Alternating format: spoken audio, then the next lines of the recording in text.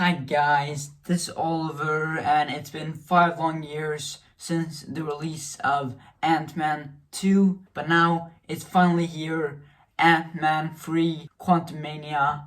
I've been so excited for this movie. So today is my movie review of the movie, and where to even begin? There's so much shit. The story sucked because it feels like they just shit something out last minute. Feels like they didn't even try with the story, and the whole drama that happened in the beginning of the movie with Scott being happy that he saved the world, and then his family are like, "Oh, why aren't you doing more to the world?" Like that makes no sense, because it's like Ant-Man, he saved half of the universe in Avengers Endgame, and now his family are like saying, "Oh, you need to do more to the world." Like, what? It just makes no sense at all. The story just makes no sense at all, and then being sucked into the quantum realm is just so rushed. I think the first 26 minutes of the movie are pretty good. I think I really like that opening scene in the quantum realm, and I like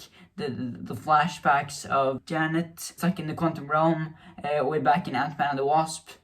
I really like that, and I love Paul Rudd's narration in the beginning and everything. But then as soon as they get stuck into the quantum realm and everything, the whole movie is just CGI. Like CGI. The CGI is at least better than the crappy CGI in Black Widow, but the CGI is still shit. And it's that for the entirety of the movie.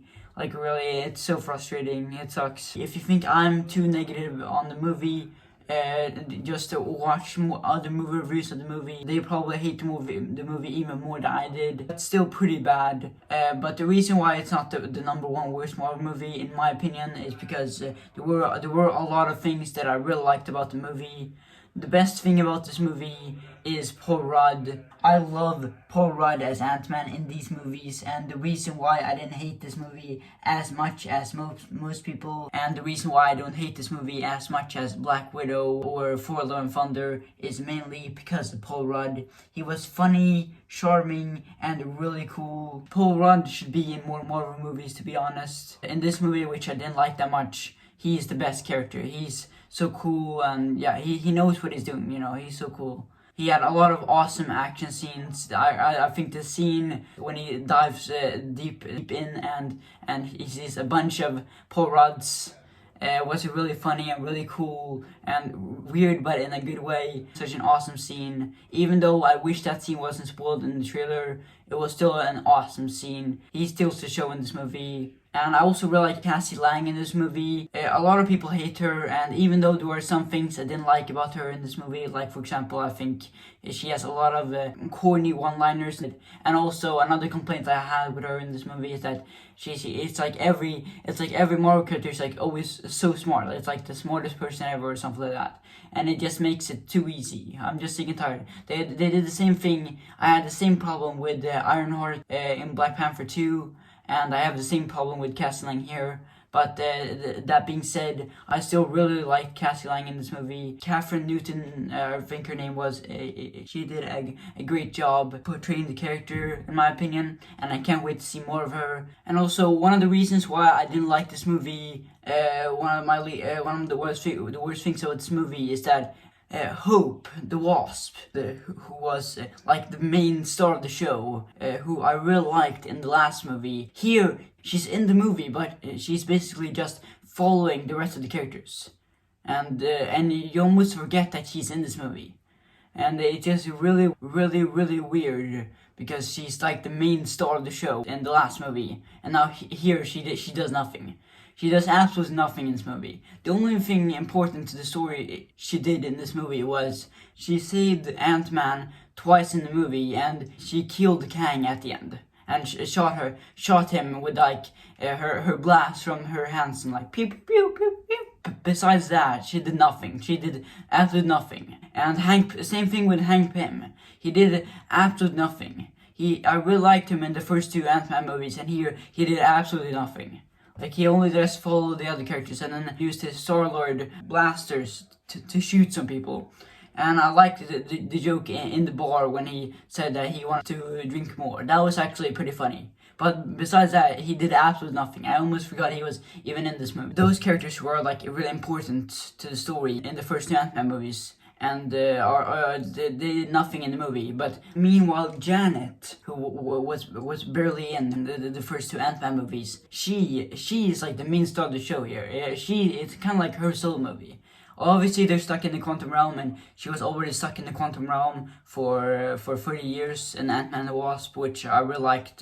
Those flashbacks of her and helping Kang and everything, I really liked that. It's kind of like we're following her, and then Hank Pym and Hope are just following her. Like, it's kind of like her solo movie and everything. Bill Murray was in this movie, and such a wasted potential in my opinion. Like, he was barely in this movie. He was only in like 5 minutes in the movie, and then he died like it was nothing. And because Bill Murray is such a great actor. I love Bill Murray. Who doesn't? Come on.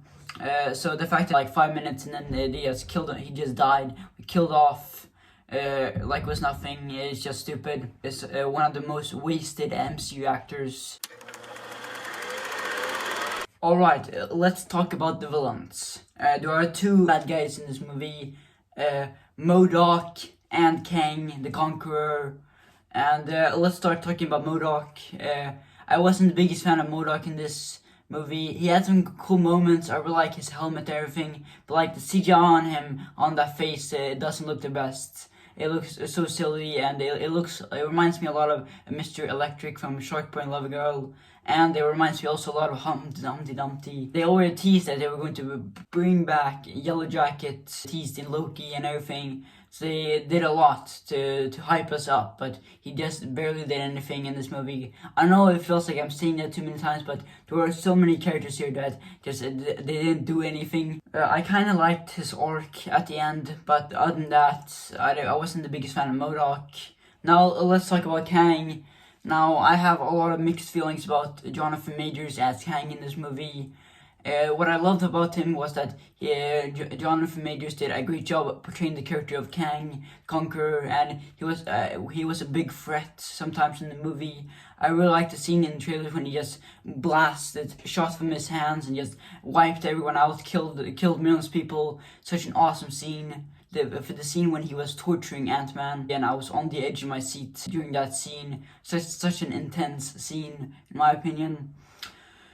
Even though I know Antman isn't going to die because it's Paul Rudd, and to kill Paul Rudd, no one can. But it was still like Kang was like a big threat in this movie. But what I really hate about him is that at the end there, like Hank Pym shows up with a bunch of ants. Kang, who's supposed to be the next big bad of the MCU, who's supposed to be the next Thanos, he gets like attacked by a bunch of ants like it's nothing. Like, oh, what the fuck? I don't get it. Like, really, I don't. The big bad of the MCU going forward, and now in his second appearance, he just gets attacked by a bunch of ants like it's nothing. And then Paul Rudd, without his helmet, defeats him. Then Hope, who does nothing in the movie, just kills him like it's nothing, which I don't understand. Like, why would you kill off the big bad in its second appearance? I know it's just a variant, but like, I don't understand why in every Kang appearance they just keep on killing off these Kang variants. Like, if they keep on killing off these Kang variants, why is the main Kang even supposed to be a big threat in the first place? The first post-credit scene was kind of cool, I guess, but at the same time, if they defeated him, who was like a big threat, overpowered in this movie, do you really think they're gonna have a hard time defeating Egyptian god Kang, or for this Kang who looks like a scroll, the Morbius Kang, or something like that? Do you really think they're gonna have a hard time defeating these Kangs? I really liked the second post-credit scene. The second post-credit scene was actually really good. It was a sneak peek at Loki season 2, which was awesome because I loved the first season of Loki. Check out my review for that. So seeing the sneak peek of Loki season 2, seeing Loki and Mobius again just made me so happy, and especially on the big screen and everything. I wasn't spoiled or anything like that going into the movie. So seeing them cameoing in at the end, it was so awesome. Ant-Man 3 was just disappointing and frustrating in my opinion. It's frustrating just me being disappointed for after leaving every Marvel movie, most recent. It just sucks, man. I didn't hate this movie as much as most people. It wasn't that bad, I guess. I still think Black Widow and the Thor: Love and Thunder are much worse and a lot more frustrating. And I actually had a happy feeling leaving the movie theater after this movie because of how awesome that second post-credit scene. Leaving the movie theater, I actually thought the movie was pretty good, pretty decent. Final battle, the scene when Kang and Antman went head to head, and then Antman was like, "I don't have to win, but we both just have to lose." Such an awesome line, such an epic and awesome action scene, such an epic and awesome final battle. And just Antman and Paul Rudd walking towards Kang and everything was so cool. But it's still shit, and I don't know, I'm just tired of being disappointed after every more movie. This movie was shit. Such a dumpster fire. Not as bad as Thor: Love and Thunder or Black Widow, but it's still shit. The best way to describe this movie is like a turd in the wind. I really hope you enjoy this video. See you guys next time. I can do this all day.